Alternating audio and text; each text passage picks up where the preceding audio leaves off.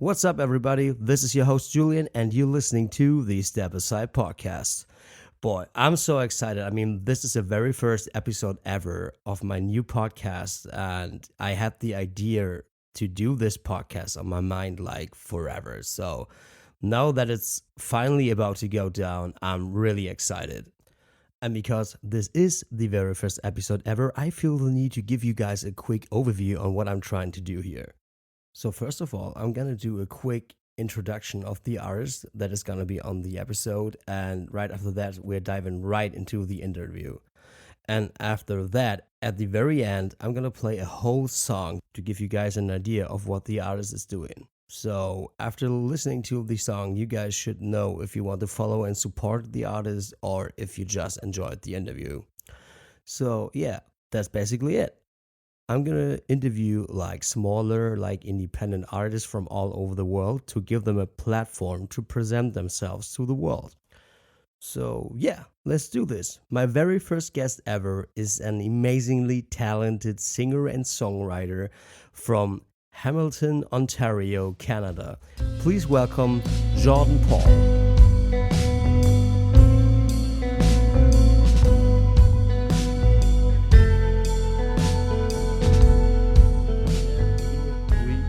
Jordan, how are you, sir? Doing well, man. How are you? Man, I'm pretty good. I'm pretty excited. I'm so stoked to have you on the show. Thank you so much for taking your time, to be on that show. Oh, thanks for having me. I'm honored. It's going to be a great time. I've been in real struggle, I needed artists to generate some listeners, and I need some listeners to get artists interested in my podcast. And when I wrote you that I'm totally digging your music and I really would love to have you on my podcast, you immediately said, I would be honored, I'm in. So thank you for that. That's just great. Well, thank you. I could say the same thing. Dude, I discovered you on Bandcamp. So I basically just do my research for the podcast on Bandcamp. I totally dig the platform. It's pretty great. Funny story, I found your EP Night Moon, which was released at the 28th of June this year. It's a 3-tracker. You could tell us something about it later. And I wanted to listen to the music because your cover artwork reminded me of the artwork of the Mortal Coil of a band called Polaris from Australia. It's metalcore. It's totally not your cup of tea, I think, but it's pretty similar. So I listened to your music and I was blown away. You're really good, man. I really love your music. Well, thank you very much. That really means a lot. That's interesting about the cover art. It was actually done by a recent friend who I also met sort of in the same manner I met you. I met him online, and Connor, he goes by Thurston Co., and he does amazing work. He designed an initial version of what became that cover while listening to one of my currently unreleased songs. And I've actually never heard of the album you mentioned, so I'm interested to check that out. Can you say the name one more time? It's The Mortal Coil by the band Polaris. Awesome. I'm going to check that out. I'm going to send it later after we finish. I'm going to send you a link so you can check it out. So what kind of stuff is it, man? It's like metalcore, pretty hard music. And the cover is pretty similar because it's a long hair, like a dude with long hair falling from the sky. And, even the way the body is on that cover, it's pretty similar. So, and I was like, what's that kind of music? I was like, maybe you're like a bad copy or something. And then I listened to your music, and it's, to be honest, and I mean it, it's basically one of the best singer and songwriter independent music I've ever listened to. Wow, that really means a lot, man. Appreciate that. Yeah, I mean it. I mean, I'm a huge City and Colour fan, and your stuff really reminds me a lot of it. Oh, thank you. You listened to That's the cool. actual, to the new City and Colour? I think it was released last Friday, I think. You heard it? I haven't listened to the most recent, but that's another thing. I'll make sure to do my homework after we chat. Yeah, man, you should check it out. I'm going to send you all that stuff later. So, yeah, man, I discovered that you released on the 31st of January in the year 2018 an EP called To Metrodoros. And I found it really interesting that it's just a short intro, which is followed by a 12-minute kind of relaxing track. So, did you do that, or did Bandcamp just, like... Oh yeah, that's my stuff. So I was making a lot of ambient music at the time, and that's something I released only on Bandcamp. And I did a video for it at the time. But It's pretty chilly, though. I gotta admit, it really gives me the chill. Pardon me? It really gave me the chill. It was pretty good. Awesome, man. Thank you. Yeah, man. So... Yeah, I like that kind of stuff. So you're still doing it? Like, you still working on something like that? Here and there. I'm not really focusing on anything geared at, a real release or anything, but I'm making ambient music most days. It's interesting. Recently, I've been listening to a lot more new music than I had been for a while. I was sort of in a phase where I wasn't listening to music, and then I was, and I'd go back to the same old thing, but I was put on a Spotify playlist, and I checked out a few of the bands on there, and I ended up hearing this band called Crumb. I'm not sure if you've heard of them. No, I've never heard of them.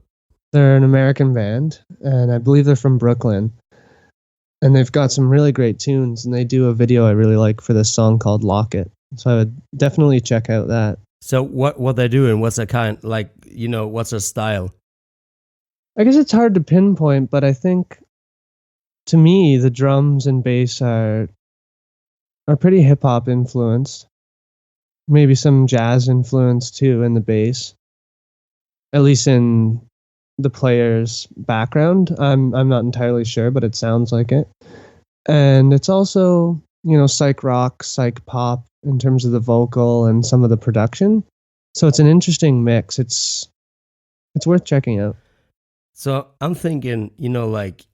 It's funny how most of like active musicians are totally into like other genres than they're making themselves. You know what I mean? Me, for example, I'm the lead singer of a metalcore band, and I'm still totally digging hip hop to this actual day. Of course.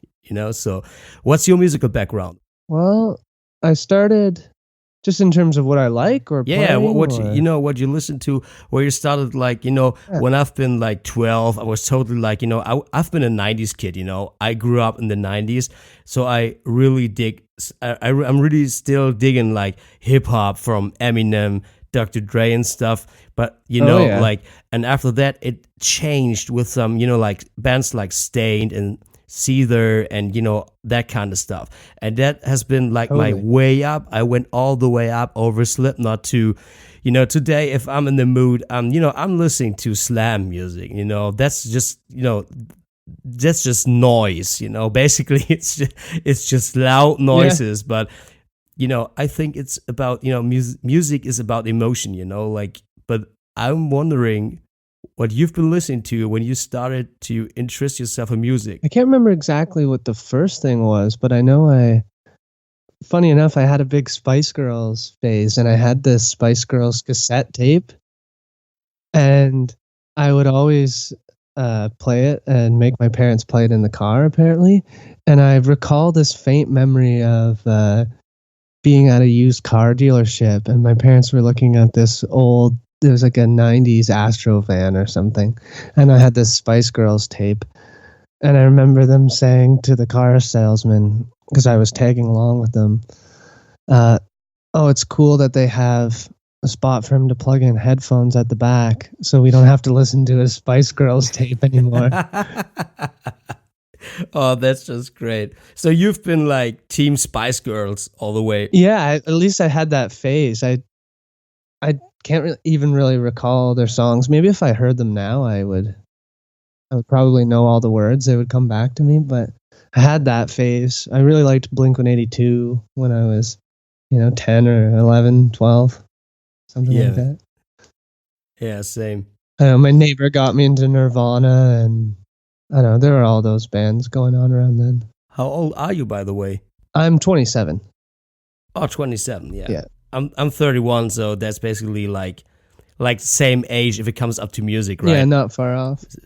it's just 4 years, so that's basically nothing. So yeah, man, but that's awesome. So, and what was like the most fluent music on your kind of music that you're doing nowadays? Well, definitely always been a big Beatles head, and there's a lot of that sort of influence, or at least I think it's in all sort of pop music that's reminiscent of what I'm doing. But I don't know.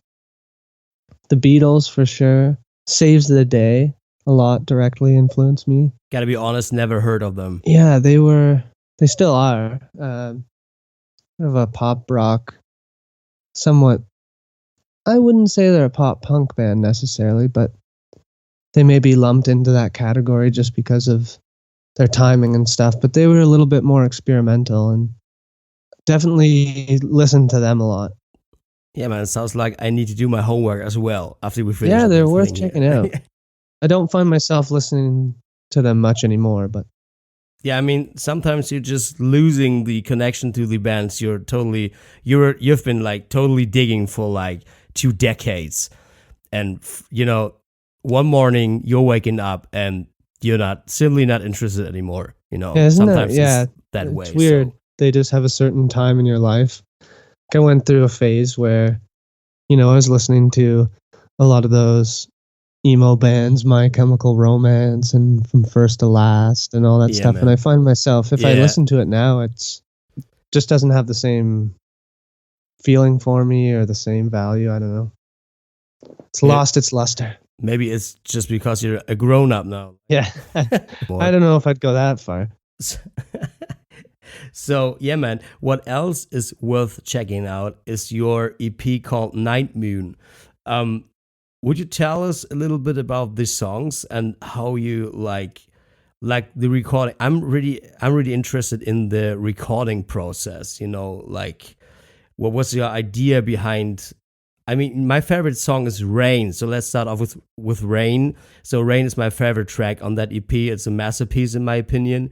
So would you like tell us what was the actual thought about this song, and like how did you come up with the idea? Rain, the song itself has been sort of rattling around in my brain for a few years, even before I first moved to Toronto and really started doing the solo thing. I had written that song while I was living with an old band of mine in Oshawa, Ontario, which is, I guess, a small city or a big village about an hour east of Toronto. And I had rented some gear and I was going to do some recording out at a family member had this little cottage that they were renting me. And when I got out there with all the gear I'd rented from Long and McQuaid, none of it worked. And I was sort of stuck out in the country, and it was really cold, and there was no heat in the cabin, so I had to sort of just turn the oven on broil and open the door to keep warm. And but it was raining outside. No, it was really nice. Actually, and it was raining outside, and I had just my guitar, and that first few lines or so, the first phrase sort of came to me there, and that sat with me for a bit, and then went through a few different iterations before it became what it is now. And I had even recorded it, I think 3 or 4 times before this, and I'm never quite satisfied with this one. I don't know where I want it to go, but it's nice to have a definitive version of it or something. Yeah. Yeah, I know that struggle. So what I'm asking myself is, how long does it take you to write like new material?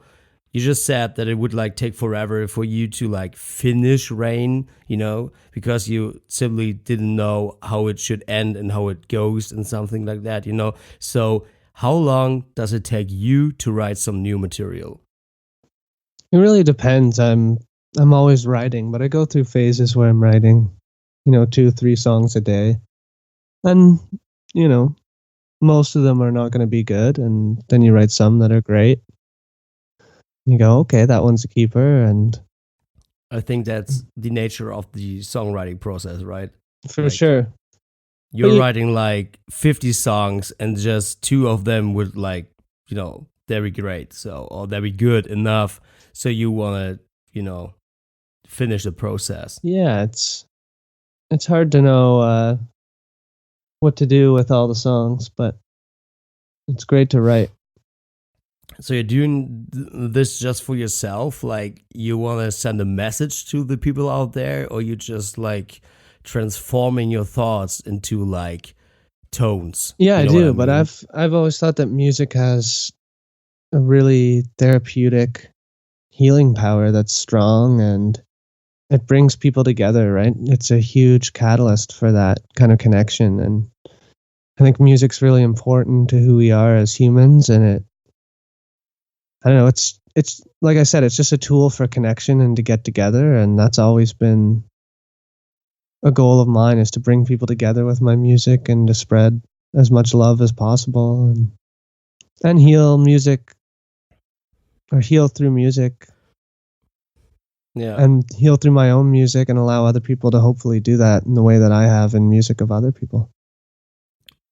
What do you think is the main reason some people are like more like listeners and some people are the creative part of music? Like they're writing music and some people are just listening to it. Some people get healed just by listening to music, and you and I, as an example, we need to like create. Right. Yeah, I'm not sure why that is. I guess most people have something that does that same thing for them, I would imagine. Some people maybe haven't found something that gives them that. But it's hard to say why some people don't. I think most people do have the capacity to do it, whether they doubt it or not. I think it's more just we've chosen to dedicate time to it and probably put in a lot of hours. So basically, you're saying that everyone should be able to do or create some music at least? I would think most people, yeah, why not? I don't know. I think just, my family, I'm like the only like musician in my family.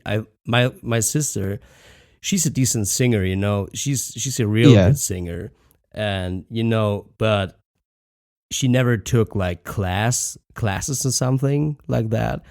And nobody else would be able to even play like two tones on flute, like, so that's what I'm saying. I mean, I'm like, I'm playing like guitar. I'm playing the guitar myself, Yes. like a little bit of like piano, and I think I would be even able to do some drums and stuff. Not pretty good, but some tones, and so that's what I'm asking myself. What is it that some people are able to make music and some people are just, made to listen? Yeah, it's hard to say. My family's not musical either. See?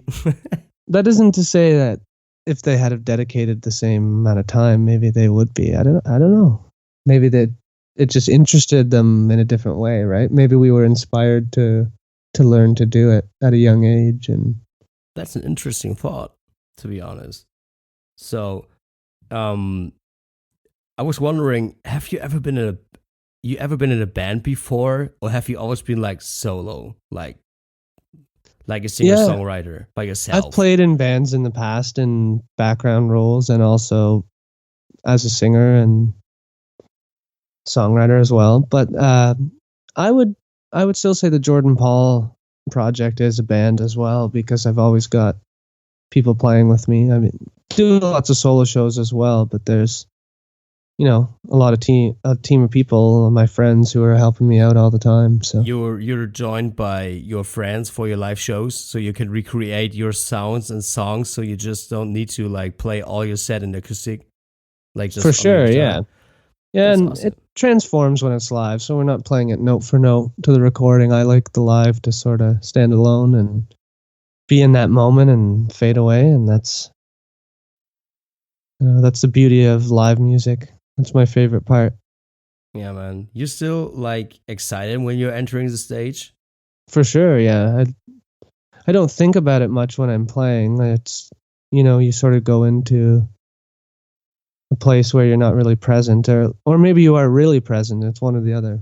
But I find myself really focused, and I'm able to just be totally in the song when I'm performing live. So basically, you just won't recognize the audience. I definitely recognize the audience, but yeah, it's almost like I don't know. It's a weird experience. It's hard to articulate, but I think you know what I mean. A friend of mine, he's a singer and songwriter as well, but he hasn't released like anything. So he's just like a live singer and songwriter, and he's doing like pretty good stuff though. And he told me that whenever he would enter the stage, that he would just like, he's alone. He feels like that he's alone and the entire room is empty. So that's how he kills the excitement for himself. Like, he's afraid whenever he's about to enter the stage, and then he's like taking a deep breath, counting down to 5, and after that he will be alone on stage, So that's pretty cool. I wouldn't be able to do that, to be honest. I couldn't do that. No, me either, but that's really interesting, and it's cool that he's able to do that. I mean, I was wondering, if you were afraid of entering the stage, why would you do it? Yeah, I guess if you're nervous, I think some people are always nervous. He couldn't answer the question. He wasn't able to. Maybe there's a thrill in that. Maybe we like that. I don't know, the nervousness that comes from entering the stage. You're talking like a roller coaster, like stuff like that. You need the thrill to. I think that's it. Yeah, maybe it's an adrenaline rush, right? Yeah, it probably is some sort of brain-related addiction that we're all chasing here. Yeah, man, I think so. I mean, what are you? When you decided that you want to do music, that's cool. But the other end is, when did you decide that you want to like release your music and publish it for the world to hear it? I think from a really young age, I just would always, you'd take a cassette and you'd put masking tape over the holes at the bottom so that you could record on it. And I would just record myself, I don't know, playing a terrible toy keyboard or something and singing and just making up songs. And so I just always wanted to make music for people to hear. And I started doing it as soon as possible. So when did you start making music? Like, when was the time? What do you remember? Well, I remember, like I said, having this toy keyboard, and then it came with this little book, and I learned all the songs in the book. They were sort of kid songs, and then I kept playing piano, and I really wanted to play guitar. So eventually I got into that. And I guess when I was 12, we sort of started our first band that started playing out. And we played at, the local college pub or the youth center and places like that. Well, that's pretty early, right? Like entering the stage with like at the age of 12 years, it's pretty early, right? Yeah, we loved it though, but that's how I became a singer, I guess. Our first show was at the local college pub, Schooner's Pub in Brockville, Ontario. And our singer at the time was a friend of mine, and this was before cell phones were really popular. Yeah, I mean they were, they were around obviously, but it's probably about an hour before the show. We haven't heard from him. We're loading in. It's our first big show at this pub. Everybody's there, and we're waiting around. It's the drummer, the bass player, and I'm playing guitar at the time. I'd written the songs, and we're waiting around. He's not there. 30 minutes, 15 minutes. We finally get a hold of his mom, because, I think we were 12. And she says he's camping with his cousin on an island. Oh, shit. So where there's no phone or phone service or anything. So he was obviously trying to avoid the show. What so the he fuck? didn't. So before, we were 12. I don't blame him.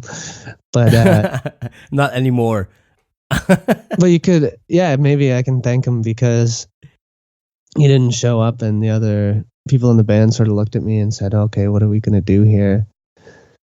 And I'm the only one who knew all the lyrics, so I said, and I'd written the song, so I said, "Okay, I guess I'll be the singer tonight," because I'd never sang before.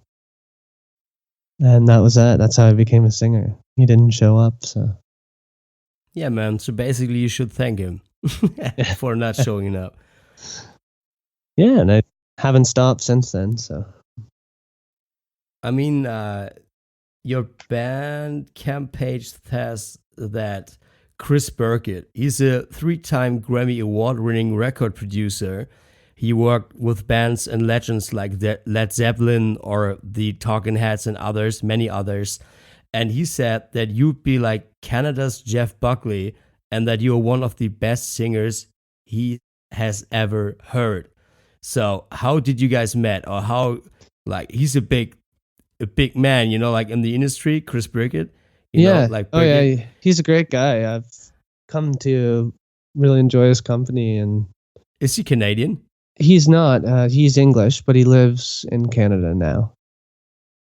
So he's living in your area? He lives in Toronto. Yeah, he does. And I actually just moved to Hamilton in July. So you guys met at a bar or what? No, so we met at a songwriting workshop, I guess you would call it, and it happens in the summer. It's called Song Studio, and he was there speaking and doing some stuff, and I was there with the group of songwriters, and we ended up working on a song together because that was sort of something he was soliciting and chatting to people about, and that was great, getting to know him and work with him.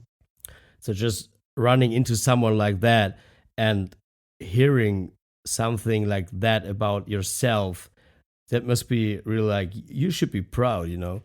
Like, Yeah, definitely honored. I really That's appreciate him saying that. So, and another journalist from the Sleeping Bag Studios, is that a magazine? It's been a blog for a while, and It's been a blog. yeah, they Okay. do a number of things. Yeah, Jeremy. That's my favorite one. Jeremy said, if Queen, Mimicking Birds, Radiohead, and Led Zeppelin all had a beautiful love child, that would be you. I love that one, man. That's so beautiful. I mean, you know, that's why I'm trying to do this podcast on a regular basis. I'm trying on like an episode every 2 weeks. So, but I gotta tell you why I decided to do this podcast. I had the idea to do this podcast like forever. You know, I had this idea like, I think 5 years ago or something like that. And, you know, I went to a bigger concert in Hamburg like 3 weeks ago. So you ever heard of the band SLA Dying? Yeah, of course. Yeah. So they played in like a huge venue here in Hamburg. Yeah, I would imagine. You know, and the tour lineup it is insane. Their openers are like headliner quality, you know, all three of them. Cool. And who are they? Do you know? Unearth, Chelsea of Grin, course. Yep. and Fit for a King. Wow, so it's all already bands that are quite big on their own, right? Yeah, it's a huge lineup, you know, and the show has been so bad that I left at SLA. SLA Dying was still playing, and I left mid-set. I was like, I'm not gonna listen to this bullshit. What I'm was so home. bad about it? Just the music, or? And I was like, you know, they're like, I don't know how to describe it. It feels like they're not, you know, they're not into it anymore. No energy. They're at all. You know, if you're not able to like spread energy, even if you're coming with like technique and you know, like fireworks and like there's been fire all over the place and shit like that, you know, and if you're not able to do like with the best light show and the best, like, you know, like equipment like fire and like premium like prestige guitars and shit, and if you're still not able to do the job, you should quit.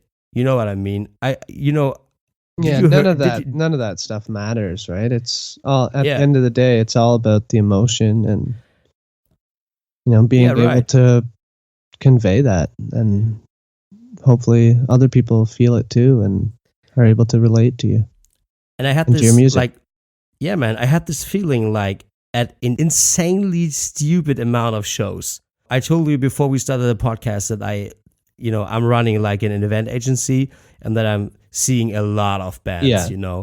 It's always the smaller bands that, they keep to amaze me. Like, they're young, they want it, they still want it, they want to like show themselves and present, and they would do anything, everything to, like to be remembered. And I think that's the key to like be remembered, to do anything you can. Yeah, that drive, I guess. People will do anything they can for that.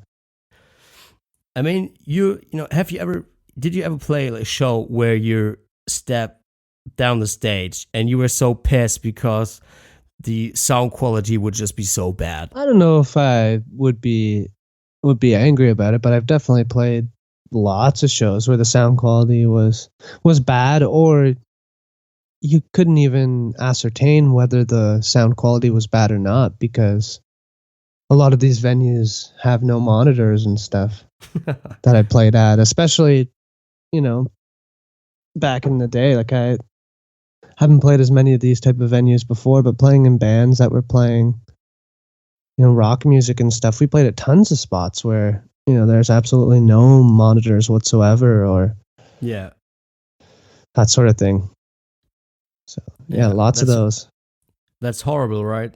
Like, you don't know how you sound, and you don't know if the people will, like if they will hear what you're trying to do there, up on the stage. And that's the worst feeling for me, to step in front of like a few hundred people, and and they, some of them are, we played, let me get this straight, we played a show in front of like 500 people, Yeah. right? And we were doing it all, we were in the zone, and we gave it our Nice. all. And after the show, I'm the singer, right? So I have nothing to do. So I'm the first guy to go to the merch table and talk to the people. And the first thing I would hear is like, dude, you guys been great. I think because I couldn't understand a thing. Your vocals have been like, they were so quiet, nobody would hear them. It was just awful. The sound was awful. Let's put it that way.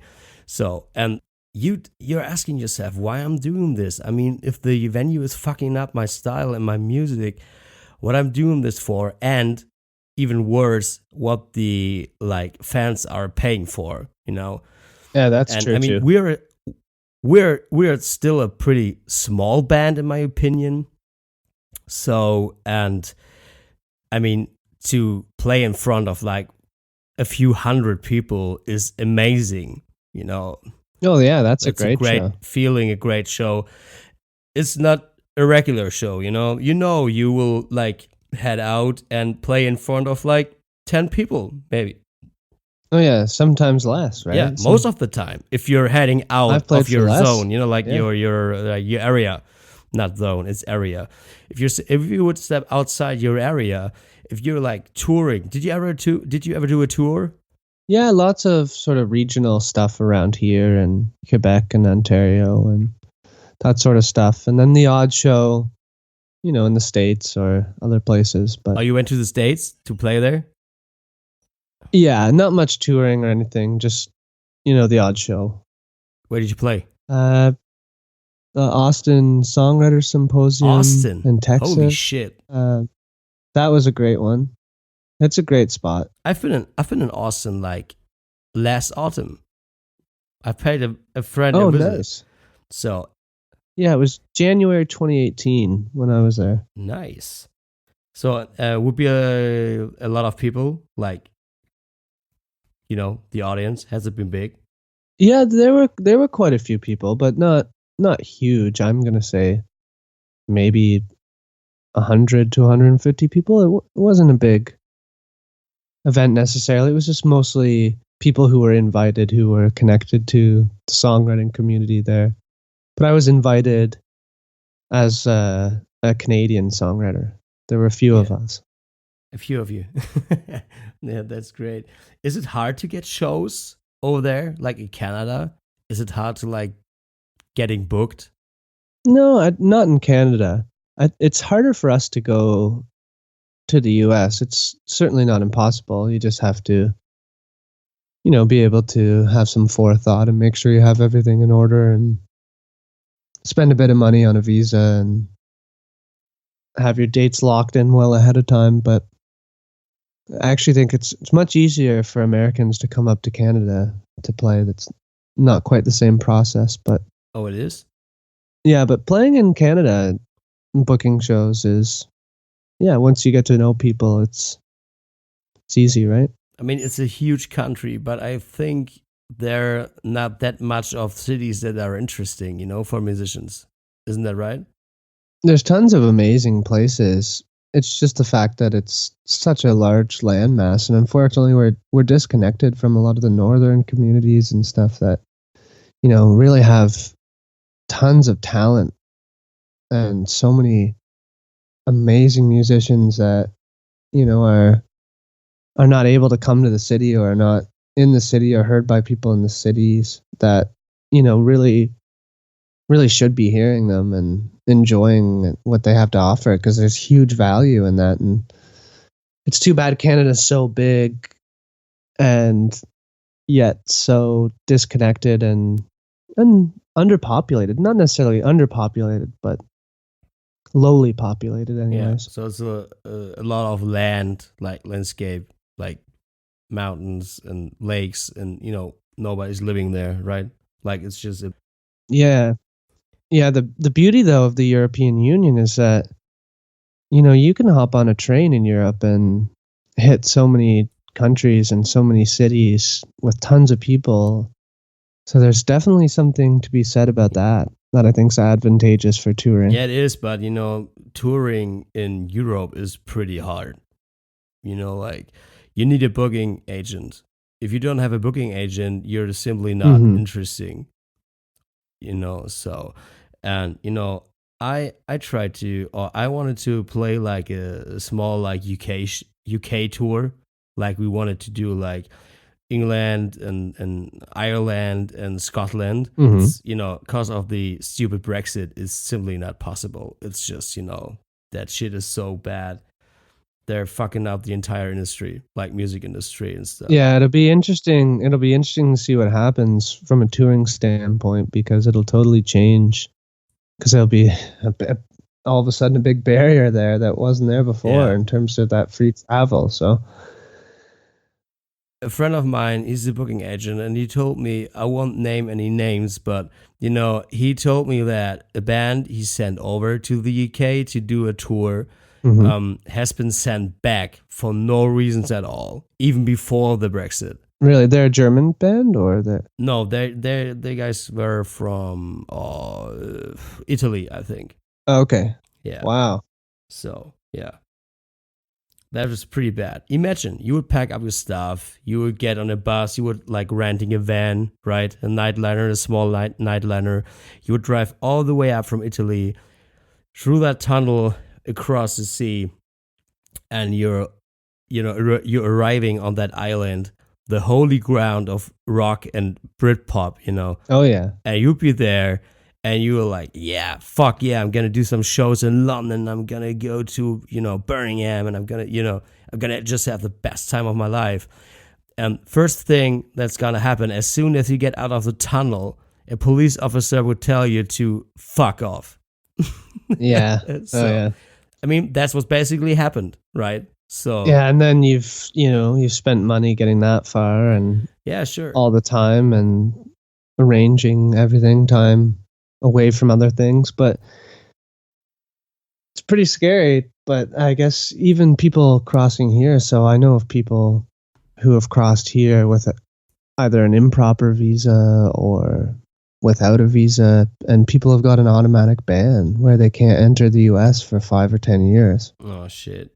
And that's, sort of a nail in the coffin in terms of touring. If you want to connect to, the world's biggest music market, I think is the US, at least for Yeah, I think so.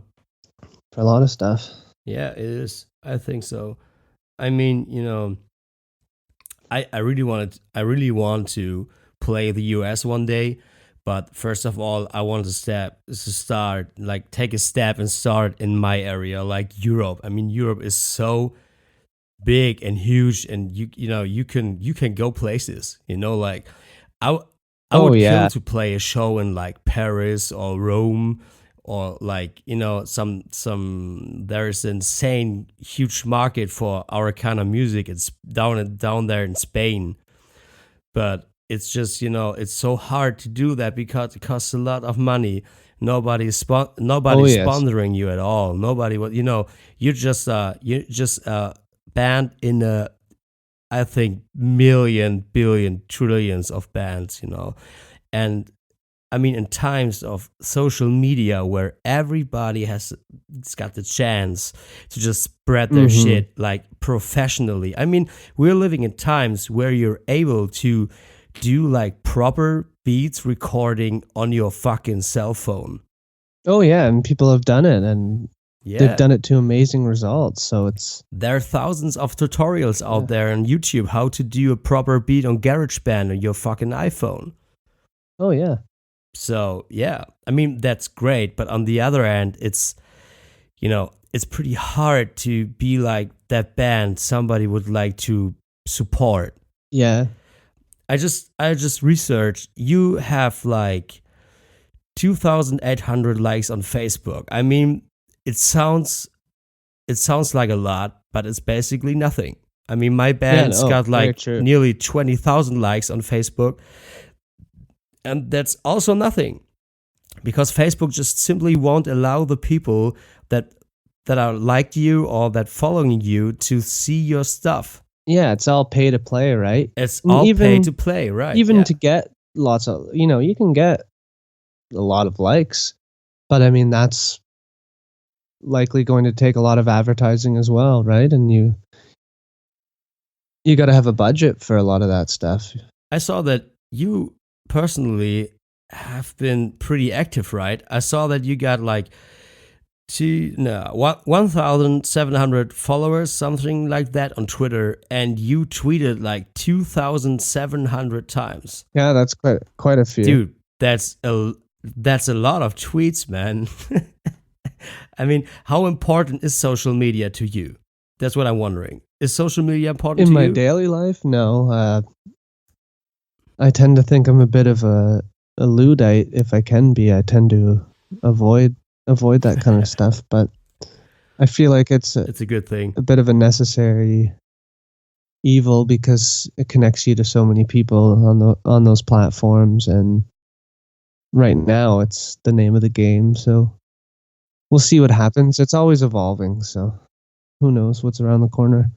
I told my wife like a million times that I would have deleted my Facebook page, my private Facebook page, like Me too. Yeah.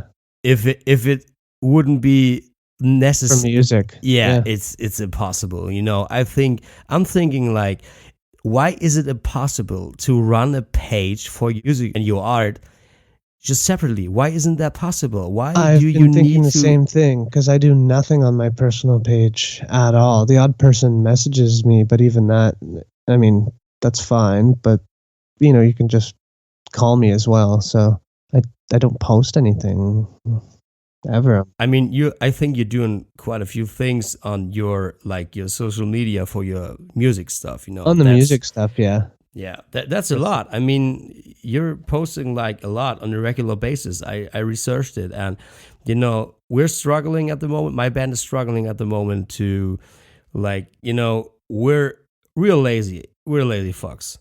I gotta be honest. We're 5 lazy fucks. We simply You sick won't. puppies. Yeah. We're so disinterested in social media, but it's so important nowadays. You need to do content in, like repeatedly content. And I find that really, it's annoying. It annoys me like a lot. I simply don't want to do it. But on the other hand, I just don't want to pay someone to do that for me, So if that's the price I'm going to... Yeah, sorry. Yeah, you're good. I haven't experimented much with actual paid advertising. Have you done it much, or? Oh, you mean like paying for promotion? Your band, promoting your band? Yeah, no, on Facebook and things like that. On Facebook, yeah. Yeah, we did it a lot, and it ended up with like, one post we would post and we would like do an extra promotion on it for like $10, and right. that post would end up with like nearly 5,000 likes. Wow. So, and the next post we would do, we won't do a promotion, and there has been like 17. I mean, really?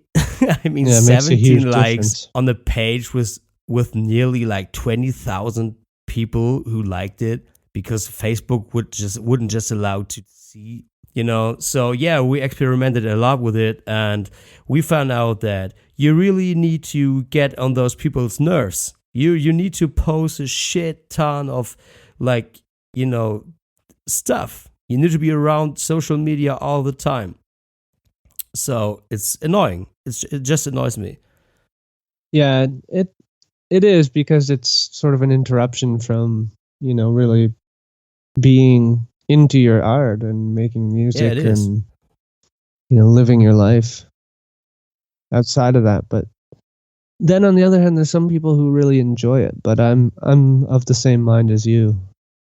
I wish it would be like in the old days when, just a few like really talented artists like you would be discovered and would be promoted and would sign contracts, and, that's just, so nowadays, I mean, everybody has the possibility to record stuff in their like living room, I mean, what the fuck? My first band, like 10 years ago, we went to like an actual studio, and we paid like $8,000 or something for like an whole album. Yeah.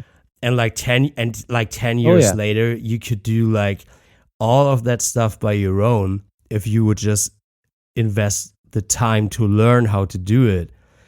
And like you could do it on a budget for like $200 if you would master, like, if you would do the mastering by somebody else.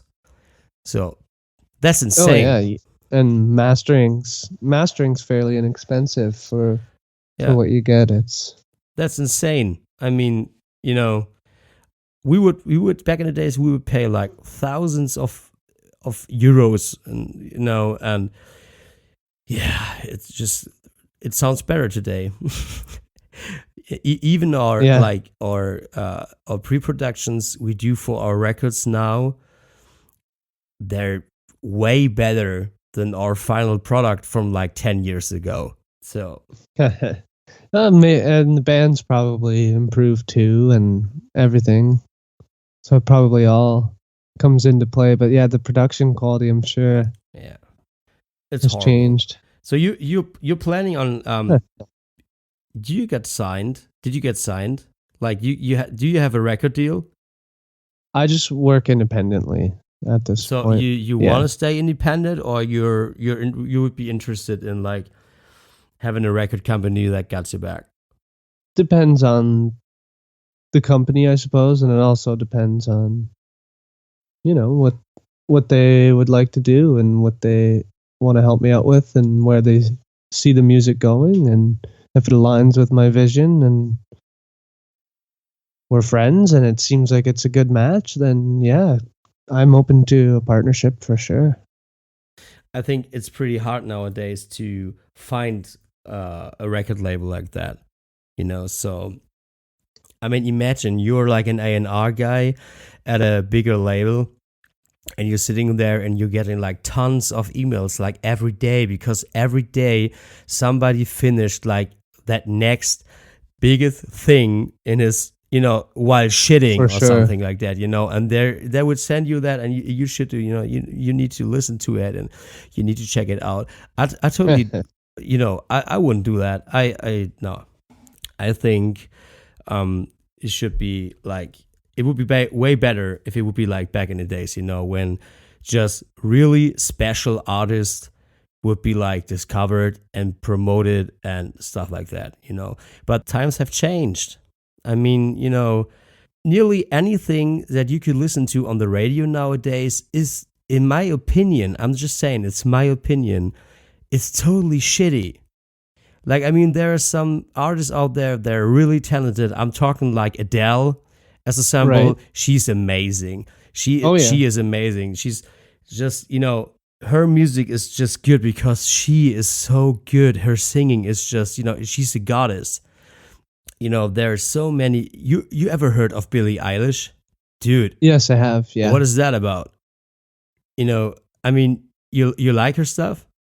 I haven't heard too much of it, but a student of mine, when I was teaching piano and voice, learned one of her songs, and when we broke it down, I'd never heard the song, but when my student sang and played it, I thought it was pretty beautiful. But I don't know too much about, who wrote the song or the team behind it or anything. You should add that to your homework after we are finished here. That is just, it's boring, and I don't know how you would become that big. I mean, she's one of the biggest pop stars out there is. Yeah, incredible marketing, though, I'm sure, behind it. Yeah. All that. It's stuff. all about the money, right? Yeah. I mean, it has always been about the money, but nowadays it's, back in the days, you would generate money from the artist, and nowadays you need to spend money on the artist to generate money out of the artist, and that's, I think if you're like a smaller band, that's why you would stay small. You're not, would you be able to do like a promotion for your upcoming record if there is one? Would you be able to spend like 10 grand on your promotion just to be recognized by a bigger record company? I don't think so. Yeah, no, not to be recognized by a bigger record company, but it all adds up, and after time, you're putting a lot of music into promoting it because you're spending money on gas and rentals and shows and going door to door and meeting with people and all the gear, and it all adds up. So you do end up spending money doing that, printing, if you're still printing CDs and things to send, because some people still prefer CDs or even vinyl, right? Like an LP. Yeah, That's for sure. great. Yeah, but even for radio and certain people in the industry, they still want you to send your CD to them. It's pretty crazy. There's a trend I recognized on Bandcamp lately, that there are a shit ton of bands that would like do their new upcoming record on tape. So that's awesome. I mean, that's great. It's so retro. That's a big thing. Great. I love it. Yeah, I did one cassette record. It was just sort of a live stream of consciousness thing, and I found the cassette recently, and then I also found it on YouTube. So it's actually out there somewhere. But I couldn't find a digital rendering of it, so I'm wondering if I should just rip it off YouTube. But I was almost thinking I could put it on Bandcamp or something if I can find either the proper rip, or I guess I can take it off the cassette. If you're talking about YouTube, I get on my mind that I wanted to ask you. You did like for your latest release, you did like 2 videos, right? Like for Rain and for Night Moon. So yeah. So you get like, I think nearly 300 subscribers, if I'm not mistaken, and Rain has a little over like 1,000 views in 4 months. Did you do any promotion for that, or you just send it out there and said be happy? Yeah, just sent it out to people who are watching what I'm doing and supporting. Should be a lot more, in my opinion. Oh, well, I really appreciate that, and Never know. It's always growing. The family's always growing. So That's hope good. so. So you should stick with it and just do your thing. So, is there Yeah. any like, I mean, I just bought your EP. I mean, it's just like, what do you want? Like $3 Canadian minimum on Bandcamp. That's like €2.50. For sure. Yeah. But here, if you ask for more than $1 a song, I think it would probably be considered too expensive. I bought it. By It's most. totally worth it. Oh, So, well, thank you very much. yeah, man. So I mean, is there do you planning on releasing like an entire album sometime soon? Like, or just sticking with like single songs and like, like EPs? So as we're recording this, I've actually got a song coming out. Oh, that's What time good. is it? What time is it there right now? Like on my place, Yes. like 11:30 p.m. Yeah. So, yeah, 11:30, 11:40. So at midnight, I've got a new song from the upcoming album coming out. So it'll be the first song from the next part of the album. So Night Moon consisted of 3 songs, and then I've got another few songs just waiting down the barrel, ready for you. But Ward's Island's going to be out by the time this podcast is available. Nah, and that's my new song. What's the name of the song? It's called Ward's Island, and it's actually one of the islands that make up Toronto's islands. I'm looking forward to it. So you're planning on doing like an entire album? Yeah, I've recorded an album, and the songs, they all sort of live in the same place in terms of where they are sonically and where I was when I wrote them, and they're all sort of a part of that recording, which was, 13. We did 13 days. So John Anderson and I went to his studio in Maple Ridge, BC, in British Columbia, and we spent 13 days recording. I recorded 11 songs. So. Oh, that's pretty good for 13 days, right? Like, that's not bad at all. Yeah, we just sort of did the Monday to Friday thing, and coffee in the morning, coffee in the afternoon. It's all coffee. Coffee at night. Yeah, lots of coffee. That's a coffee session. I love it.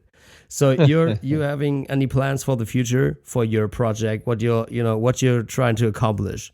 I'm just always making music because, like you said, it's something we have to do, and it's really important for me to keep making music. And if people are appreciating what I'm doing, then I'm just so happy to give back any way I can. Give back to music because it's given so much to us. Yeah, man. That's cool. That's sweet. So, man, we're doing like over an hour. I never thought that we would like talking like over an hour. So, I would say we would wrap this up. So, and what I want to do is I would like you to send me a song I could take as an outro, so my listeners could be, they're able to just get an idea of what you're doing. Talk a little about the song you would send me and why is it representative for your music.